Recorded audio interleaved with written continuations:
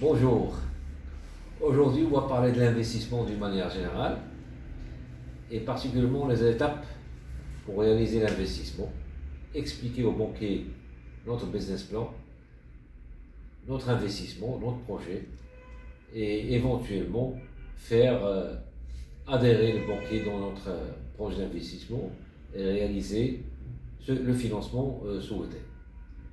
Bien entendu, il faudrait d'abord définir c'est quoi l'investissement. Deuxièmement, il faut également étaler sur la rentabilité de cet investissement et l'étude de marché, étude de faisabilité, un jargon bancaire, un jargon d'investissement assez étoffé, assez large. Mais ce qui m'intéresse aujourd'hui, c'est de faire présenter qu'est-ce que c'est un business plan, qui est normalement un document de synthèse, aussi bien intéressant pour les banquiers, pour les investisseurs, et éventuellement pour les porteurs d'idées, porteurs de projets. C'est un document qui retrace l'ensemble, des étapes à réaliser, et éventuellement décrire l'idée, l'investissement, le coût de l'investissement, les étapes des déblocages par exemple, le suivi et réalisation de l'investissement.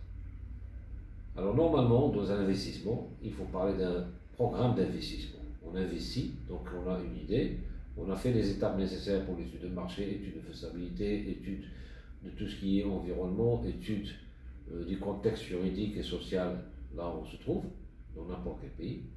Et éventuellement, l'essentiel, c'est de bien déterminer le coût d'investissement.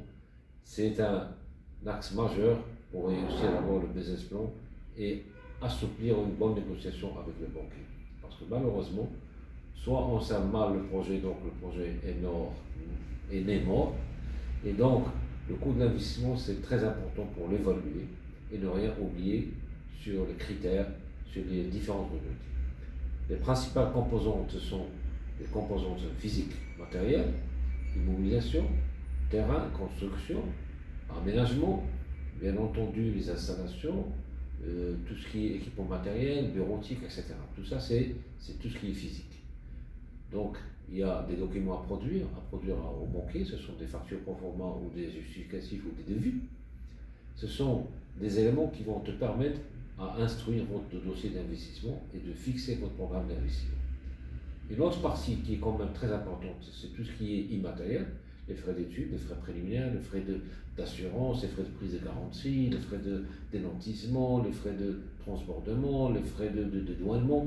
Tout ça, ce sont des frais préliminaires qui sont quand même importants. Il faudrait bien les cerner et chiffrer parce que on peut rater notre investissement si on n'évalue pas convenablement cette rubrique. Il ne s'agit pas de gonfler les principales rubriques, il ne s'agit pas de gonfler les différents coûts, mais simplement maîtriser ton programme d'investissement. Alors, ton programme d'investissement, non seulement il y a l'investissement physique et l'investissement non physique, mais la principale composante, c'est ce qu'on appelle le besoin en fonds de roulement. Le besoin en fonds de roulement, c'est quand même une rubrique essentielle dans la réussite du projet d'investissement. C'est quand même là où il y a la plupart des gens ne mentionnent pas, ou oublient, ou ne donnent pas l'importance à cette notion de besoin en fonds de roulement qui est quand même essentielle. Pour les banquiers au Maroc, cette rubrique correspond plus ou moins à 20% du programme d'investissement total.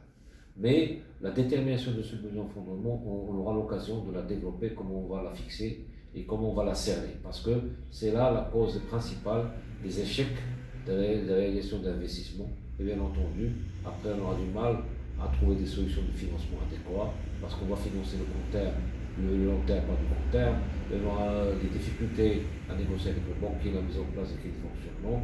Et bien entendu, on aura des difficultés dans le programme d'investissement total et un endettement excessif et des coûts excessifs.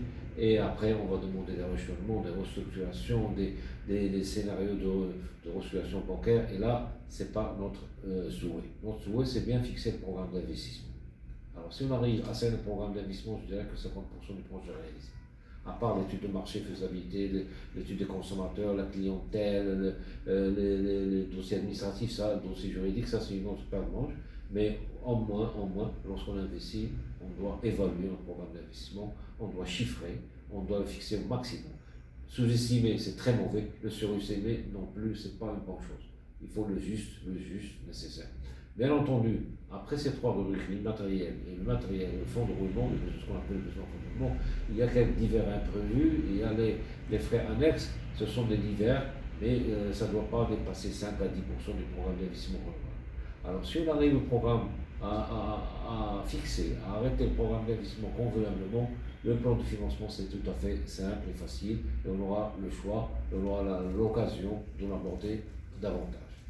Alors malheureusement, le programme d'investissement, dans le programme, on oublie assez souvent les frais d'assurance, on n'évalue pas complètement les frais de prise de garantie, surtout lorsqu'il s'agit d'un crédit d'investissement important, on oublie les branchements, on oublie les frais d'études, on oublie tout ce qui est conditions spéciales de la banque comme les augmentations de capital ou comme les blocages des contrôles associés, on oublie pas mal d'opérations qui coûtent l'argent et que le promoteur ne donne pas assez d'importance, mais quand même c'est une chose très importante de définir tout ce qui est frais et frais préliminaires.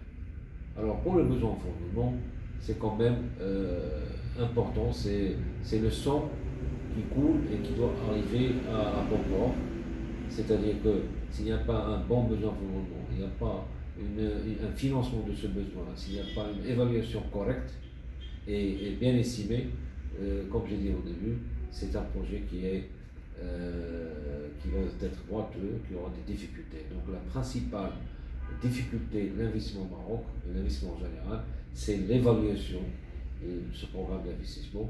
Et bien entendu, il constitue une partie importante dans le business plan. Alors, lorsqu'on parle du business plan, c'est d'abord évaluer le programme d'investissement, fixer les différents programmes, les différentes parties de ce programme, et bien entendu, évaluer convenablement, et surtout ne pas oublier s'il y a du matériel à importer, les différentiels des cours de change, éventuellement les assurances, le matériel, est-ce qu'il est dédouanement jusqu'à l'usine, jusqu'au Maroc, hors douane. Ce sont tant de questions qu'on aura l'occasion de développer dans la prochaine vidéo. Merci beaucoup.